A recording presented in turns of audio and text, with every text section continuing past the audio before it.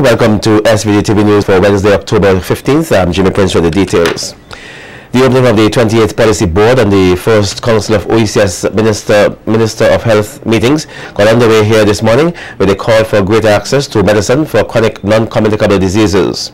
Delivering welcoming remarks at the NIS Conference Room, Permanent Secretary in the Ministry of Health, Wellness and the Environment, DeShong, says one of the main issues that must be addressed is the access to essential medicine for non-communicable diseases as the region battles with the rising scourge of NCDs. Access to medicines and vaccines to prevent and treat non-communicable diseases is unacceptably low worldwide. In the 2011 United Nations Political Declaration on the Prevention and Control of NCDs, heads of governments made several commitments related to access to essential medicines, technologies, and vaccines for these diseases. Many years of experience with policies for essential medicines and the scaling up of HIV treatment have provided the knowledge needed to address barriers to long-term effective treatment and prevention of NCDs. I am of the view, ladies and gentlemen, that more medicines can be acquired within existing budgets, provided that there is efficient selection, procurement, and use of generic medicines. DeShong adds that there is also a need for low and middle-income countries to increase mobilization of domestic resources to cater for the many patients with NCDs that do not have access to treatment.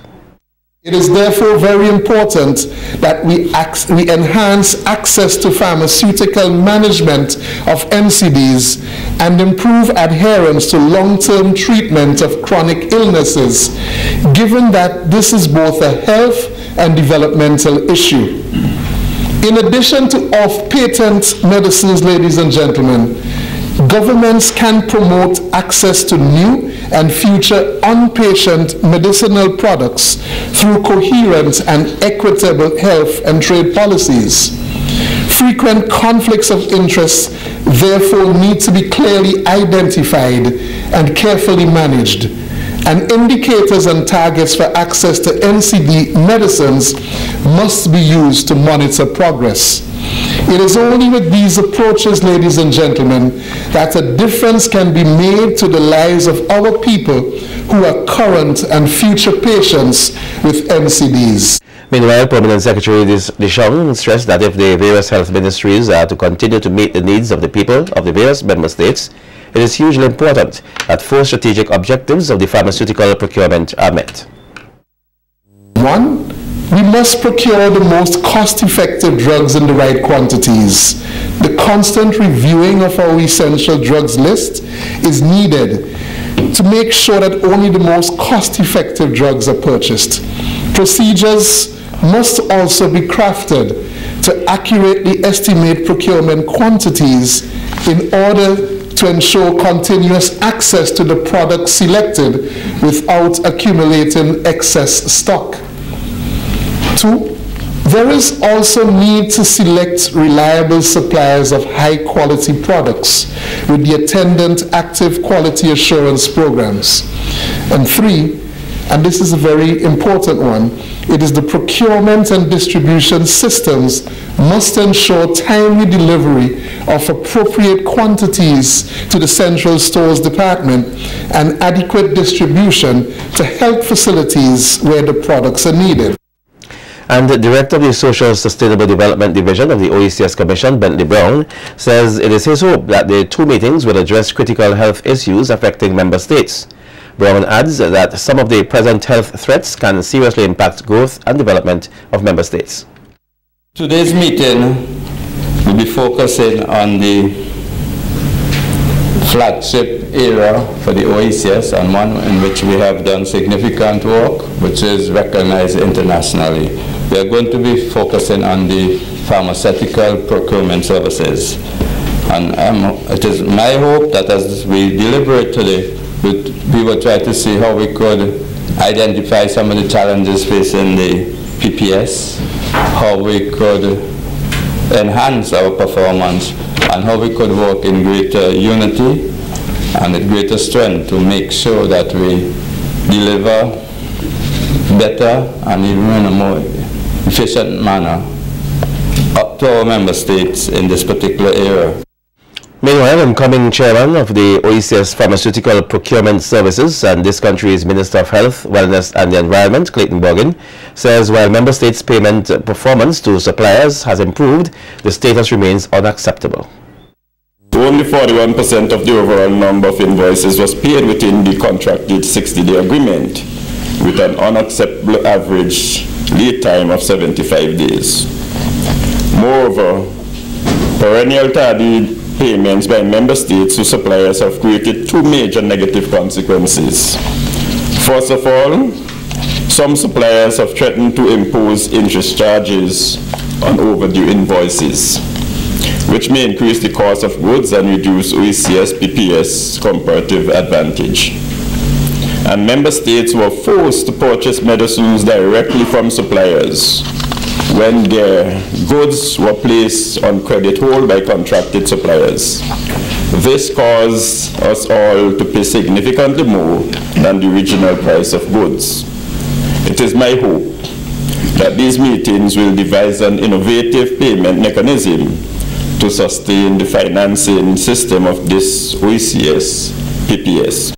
In other news now, 10 local firefighters from this country's police force have been identified to undergo training in Venezuela in preparation for the opening of the Lomans-based storage facility Tank Farm. At a media conference yesterday, Prime Minister Dr. Gonsalves outlined that the storage facility is in its completion phase and will be ready for testing in January. We'll have 2 batches, 5 and 5, going off, and they will be at a Petrocaribe facility in Venezuela because we have to have the fire safety arrangements properly. The estimated value of the fuel farm is $26.5 million US, the contract with Hafran. And the equipment is $2.5 million US. All this is grant monies. You will have a storage capacity of 34,000 barrels. 4 tanks, 2 for gasoline and 2 for diesel. A water tank and a jet, 1 for jet A1 fuel. So that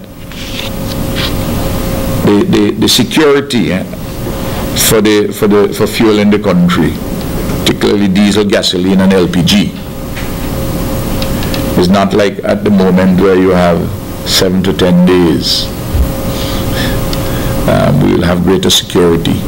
Dr. Gonsalves noted that local persons will be hired to coordinate the activities at the tank farm. As you know, advertisements have already been posted in the local newspapers to fill vacancies for electricians, mechanics, safety supervisor, operation, clerks, and security personnel. So and remember, this is part and parcel of the Petrocaribe agreement. And remember this, the persons who want to unsign Petrocaribe, there's that, which, because it's not in your eye, you probably didn't even know the extent of what is being done there. So you must go down and see it. I invite the members of the press to go and see it. Meanwhile, Prime Minister Gonsalves is appealing for the support of the public as rehabilitation work continues on the South Leeward Highway. Dr. Gonsalves says he understands the inconvenience the public will be facing during the 18-month period of the project. However, he is asking for their understanding and patience. I know, as I indicated earlier, I don't drive that side of the road as frequently, clearly, as I used to drive on the Windward Highway, because I had to go and visit my parents, my mother, for instance, and of course my constituency is up there. So I know the inconveniences firsthand. And I've seen it yesterday too when I went down to Clay Valley. But for us to get this road properly done, we have to have some inconveniences. The Ministry of Agriculture is encouraging livestock farmers here to start using bamboo pens around their farms. The pens are to protect livestock from the weather elements, says representative from the Ministry of Agriculture, Dr. Colleen Phillips. Dr. Phillips explained that one such model pen on Balcombe's farm in Georgetown is one that was built with the help of the FAO to reduce losses that farmers often experience during disasters such as flooding. the last phase of the Farmer Field School project. It was built with the whole initiative and concept of trying to encourage farmers to utilize our natural raw materials to build animal housing. We tried to design, with the help of FAO, a pen made of bamboo where everything, including the slotted floors, are made of the bamboo material. And as you can see, so far the animals have been in this particular structure for a month. So far we have not had any problems with the hooves. We have had, as you could see, the stool actually does fall through, so they are away from their stool. It's quite durable, spacious, and it protects the animals against predators such as stray dogs. You can secure them from issues of rain, extreme moisture, that sort of thing. Owner of the farm, Desserie Balcombe, said so far the pen has been very good at protecting her livestock, and she is very grateful for the initiative to have it constructed on her farm.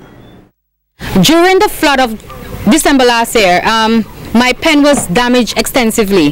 The FAO, through the Small Ruminant Society, decided to construct this bamboo pen made of all local materials. The animals are more secure. They're in a better condition that they were previously in, because during the storm the pen had damaged, so we had erected a temporary pen. So this is a lot more convenient for them.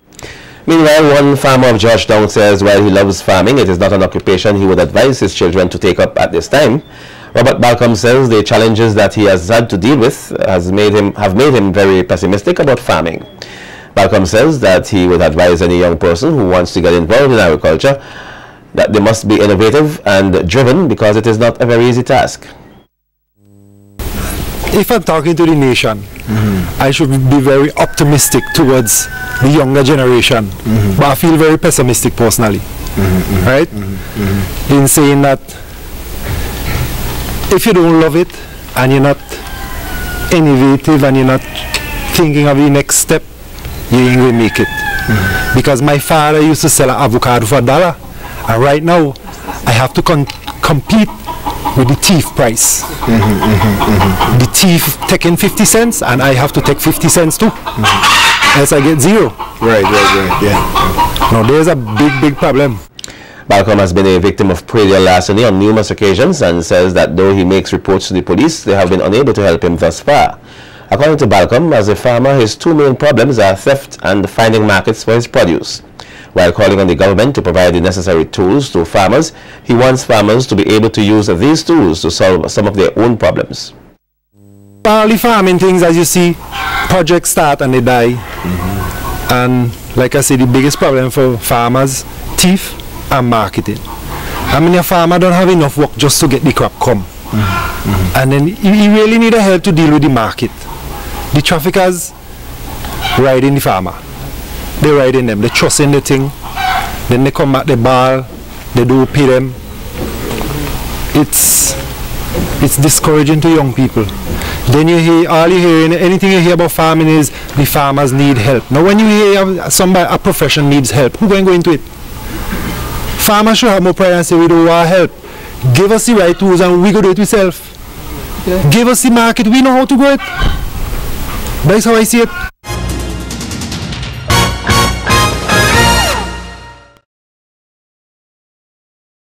Well, there ought to be more collaborative relations among contractors, electricians and wiremen here, and that's according to Chief Executive Officer of VINLEC, Thornley, speaking at the opening of a national workshop earlier today. The workshop seeks to examine electrical engineering standards in St. Vincent and the Grenadines. It was hosted by VINLEC in collaboration with the Government Electrical Inspectorate Division. Myers says he hopes that the workshop will be the beginning of the process of bridging the gap for a closer working relationship among these personnel. When we look at what is happening in St. Vincent in terms of electrical safety, the Electrical Inspectorate and VINLEC, in some of the frequent discussions we've been having, we've noticed that in recent times there have been several incidents in St. Vincent that could have been avoided and perhaps ought to have been avoided if there was a greater sense of collaboration between all parties, among all parties. The safety at work, as we say, and the safety at home are important elements in our society. No society can develop on careless and reckless activities, whether it is by you, the Electrical Inspectorate, or whether it is by VINLEC. We all have to work in a collaborative and informed manner. Maya has made it clear that the safety of an electrical installation does not begin and end with the Electrical Inspectorate. It is extremely important for us to recognize that the Electrical Inspectorate, essentially, when it comes to installation, comes at the end of an exercise, very much unlike what is done in some other countries.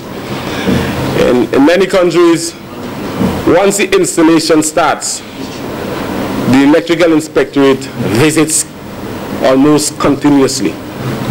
More often than not, visits periodically to ensure that installation is proceeding in an appropriate manner. Here in St. Vincent, generally speaking, the Electrical Inspectorate comes in at the end. And essentially, what is the role of the Electrical Inspectorate at that point in time?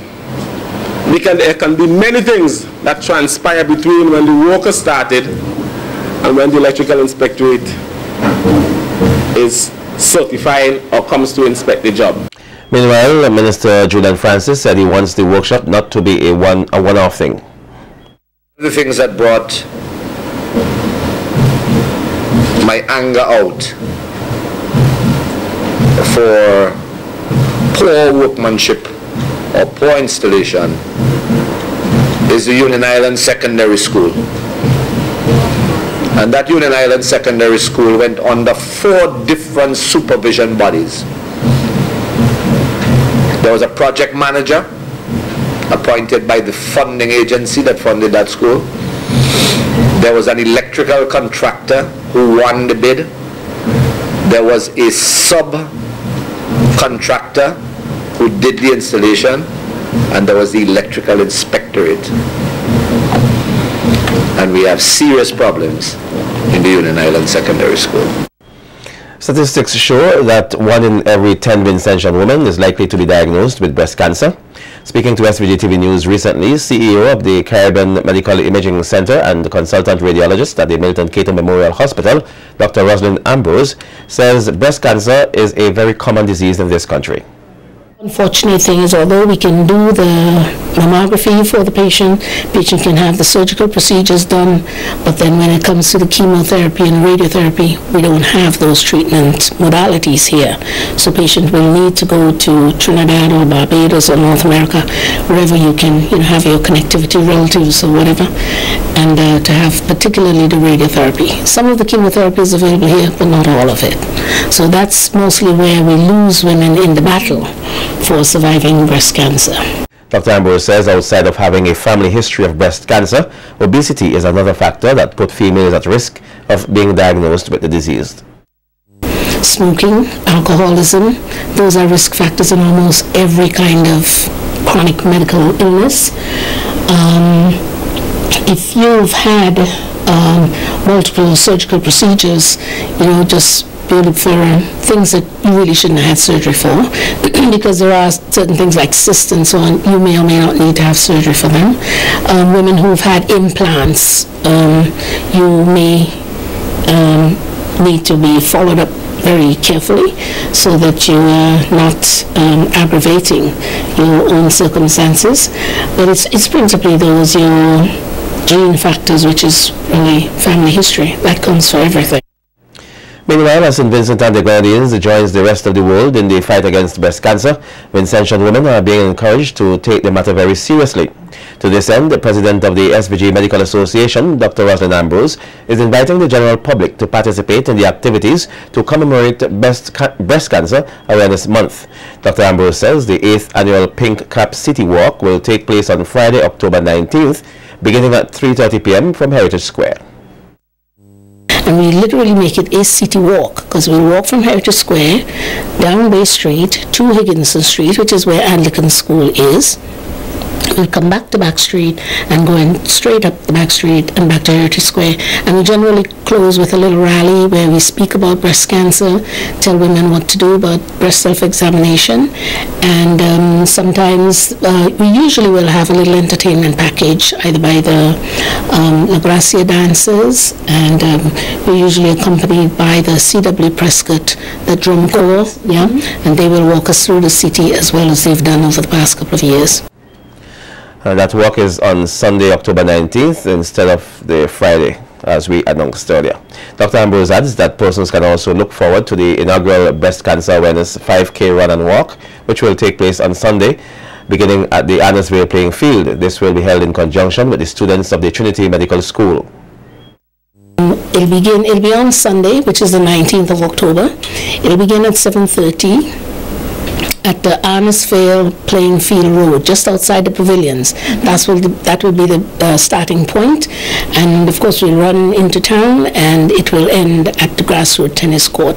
And there we'll have a little award ceremony for who's the winner of that 5K. It's a run/walk. So for walkers, we'll have a little something for the first walker to get in, and certainly the first runner to have made the 5K to the grassroots. Parliamentary Secretary in the Ministry of Tourism, Sports and Culture, Browne, is calling on students to consider the employment sector in St. Vincent and the Grenadines when deciding on a career. Speaking at the 2014 College and Career Exhibition hosted by the SVG Medical Association in collaboration with the Ministry of Education, Browne told the students it is very important to be ambitious and have goals for a bright future, but they need to think outside the box. Browne says other than the obvious careers of doctors, lawyers, teachers, bankers, etc., there is a need for other qualified professionals in St. Vincent and the Grenadines, and encourage the students to try to fill these gaps.